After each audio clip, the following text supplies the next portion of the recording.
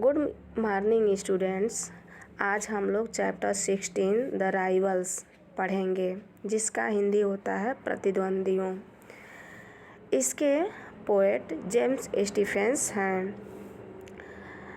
I heard a bird at dawn singing sweetly on a tree.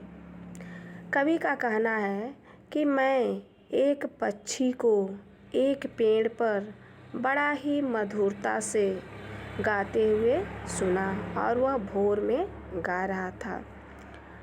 That the dew was on the lawn and the wind was on the lea।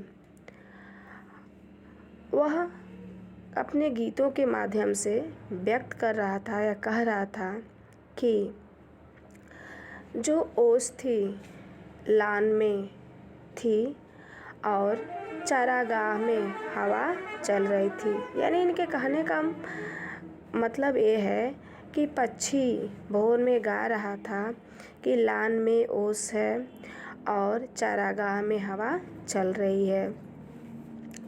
For he did not sing to me, I did not listen to him।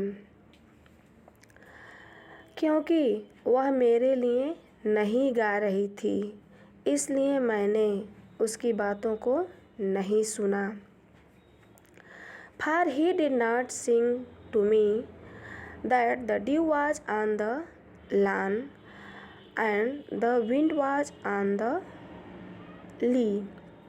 लान का मतलब होता है घास का मैदान और ली का मतलब होता है चारागाह।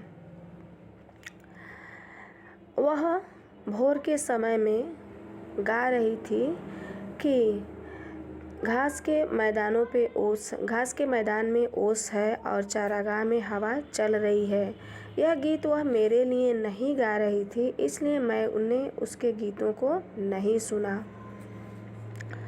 I was singing at the time just as prettily as he। I was singing all the time just as prettily as he। Prettily means मधुरता से, सुंदरता से। मैं उसी की तरह सुंदरता से, मधुरता से गा रहा था। About the dew upon the lawn and the wind upon the lea। About means के बारे में, upon मीन्स पर। जैसा कि उसका गीत था कि घास के मैदान में ओस है, चारागाह में हवा चल रही है।